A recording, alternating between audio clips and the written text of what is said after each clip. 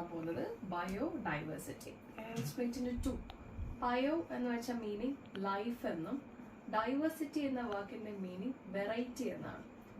Okay, അപ്പോൾ ഈ bio diversity എന്നുകൊണ്ട് ഉദ്ദേശിക്കുന്നത് വ്യത്യസ്തങ്ങളായിട്ടുള്ള വ്യത്യസ്തം സൈസിലാകാം, അവരുടെ ഷേപ്പിലാകാം, മോർഫോളജിയിലാകാം, അതിൻ്റെ സ്വഭാവ സവിശേഷതകൾ കൊണ്ടാകാം, അല്ലെങ്കിൽ അത് വസിക്കുന്ന ആവാസ വ്യവസ്ഥകൾ കൊണ്ടാകാം. അപ്പം ഇത്തരത്തിലുള്ള പല വ്യത്യാസങ്ങളുള്ള ജീവജാലങ്ങൾ നമ്മുടെ ഭൂമുഖത്തുണ്ട്.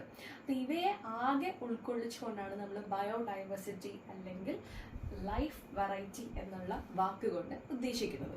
അപ്പം ഇതുവരെ ഈ ഭൂമുഖത്തെ സയൻസിന് അറിയുന്നത് 1.7 to 1.8 million of living organisms are known to science.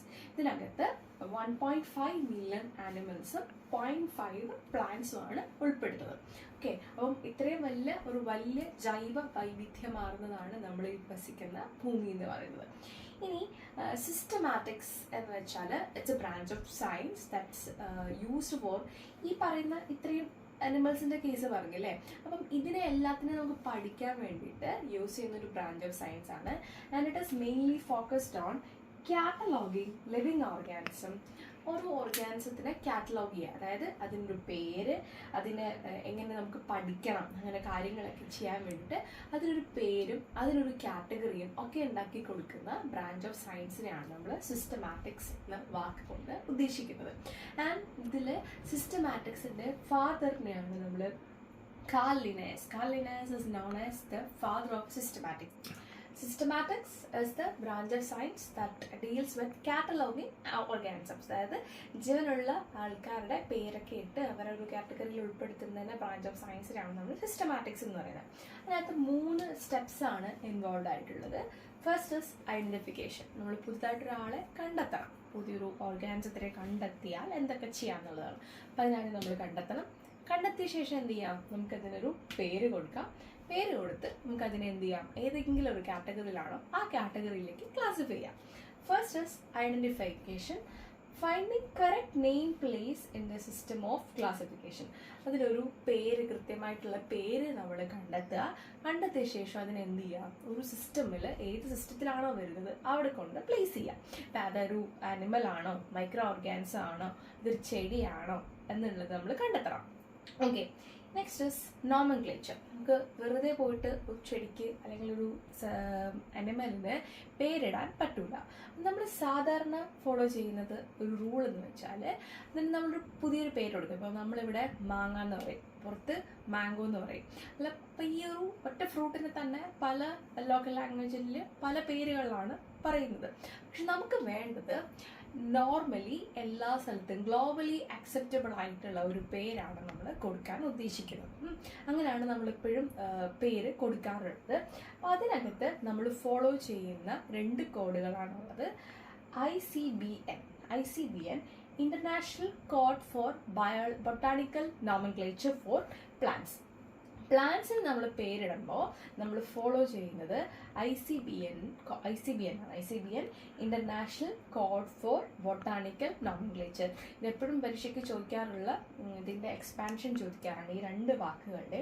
ഇനി അനിമൽസിൻ്റെ നോമൻക്ലേച്ചറിന് നമ്മൾ ഫോളോ ചെയ്യുന്ന കോഡാണ് ICZN international code for zoological nomenclature. Okay, അപ്പം ഇതിൽ 3 സ്റ്റെപ്സ് ഉള്ളതിൽ identification is identifying an organism. Nomenclature it's a process of naming.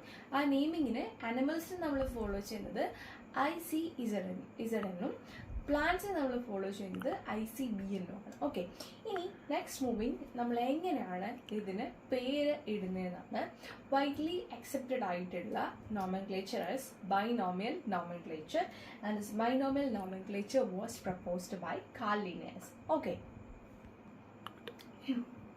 next is rules for binomial nomenclature. So binomial nomenclature is widely accepted for naming an organism and that was proposed by Carl Linnaeus. Then we are moving to what are the rules for binomial nomenclature. First rule, binomial means 2 names. അതായത് ഒരു ഓർഗാനിസത്തിന് 2 പേരുകളാണ് ഉൾപ്പെടുന്നത്. ഇതാണ് ഇതിൻ്റെ first rule എന്ന് പറയുന്നത്. അതിനകത്ത് first ഇതിൽ ആദ്യത്തെ name Mangifera indica is a scientific name for mango. അപ്പോൾ ഇതിനകത്ത് രണ്ട് പേരുകളുണ്ട്, binomial. And first word indicates the genus name and second word indicates the species name. ഒരു സയൻറ്റിഫിക് നെയിമിൽ രണ്ട് കമ്പോണൻസ് ആണുള്ളത്. ആദ്യത്തെ കമ്പോണൻറ്റ് അതിൻ്റെ ജീനസ് നെയിമും രണ്ടാമത്തെ കമ്പോണൻറ്റ് അതിൻ്റെ സ്പീഷീസ് നെയിമും ആയിരിക്കും. നെക്സ്റ്റ് വൺ ഇസ് ജീനസ് നെയിമിൻ്റെ first letter should be capital. Mangifera ഇൻഡിക്കയുടെ M should be capital and I should be small. ഇതാണ് രണ്ടാമത്തെ റൂൾ. ആൻഡ് തേർഡ് റൂൾ, നമ്മളിത് ഹാൻഡ് റിട്ടൺ ആണ് ചെയ്യുന്നത്, അല്ലെങ്കിൽ നമ്മൾ എക്സാമിന് എഴുതുമോ അല്ലെങ്കിൽ ഇതുപോലെയൊക്കെ എഴുതുമ്പോൾ ഉള്ളൊരു it should B underline. These both word should be underline separately. ഇത് ഒന്നിച്ച് ഇങ്ങനെ അണ്ടർലൈൻ ചെയ്യാൻ പാടില്ല. This word should be underlined separately. Okay, the first rule is it's composed of two components, and the first word indicates the genus name, second word indicates the species name. When handwritten, it should be separated by underlined, and two words should be underlined separately. And if it is print അടിക്കുമ്പോഴാണെങ്കിൽ ഇത് underline അല്ല ചെയ്യേണ്ടത്, പകരം ഇത് ഇറ്റാലിക്സിലാണ് എഴുതേണ്ടത്. Okay, അപ്പോൾ ഇത് എപ്പോഴും ഫ്രീക്വൻ്റ് ആയിട്ട് ചോദിക്കാറുള്ള ഒരു ക്വസ്റ്റ്യനാണ്. മാഞ്ചിഫ്ര ഈ ബൈനോമിയൽ നോമൻക്ലേച്ചേഴ്സിൽ യൂസ് ചെയ്യുന്ന റൂൾസ് എന്തൊക്കെയാണ്, അല്ലെങ്കിൽ നമ്മൾ ഏതെങ്കിലും ഒരു പേര് ചോദിക്കുമ്പോൾ നമ്മൾ അഡാപ്റ്റ് ചെയ്യേണ്ട മെഷേഴ്സ് എന്തൊക്കെയാണെന്ന് ചോദിക്കാറുണ്ട്. ആൻഡ് ഇതിങ്ങനെ തന്നിട്ട് എൻട്രൻസ് എക്സാമിനൊക്കെ ഇതിങ്ങനെ അണ്ടർലൈൻ ചെയ്തിട്ടും ഇത് ക്യാപിറ്റൽ ഇട്ടിട്ടും ഒക്കെ തന്നിട്ട് ഇതിൽ കറക്റ്റ് വേർഡ് ഏതാണെന്ന് ചോദിക്കാറുള്ളത്. അപ്പോൾ ഇത് ശ്രദ്ധിക്കുക. രണ്ട് കമ്പോണൻസ് ഉണ്ടാവും. ആദ്യത്തെ കമ്പോണൻറ്റ് ജീനസും രണ്ടാമത്തെ കമ്പോണൻറ്റ് അതിൻ്റെ സ്പീഷ്യസ് നെയിം ആയിരിക്കും. ഹാൻഡ് റിട്ടേൺ ചെയ്യുമ്പോൾ രണ്ട് വേർഡ്സും സെപ്പറേറ്റ്ലി അണ്ടർലൈൻഡ് ആയിരിക്കണം. And when it is come in written it should be in italics. Okay.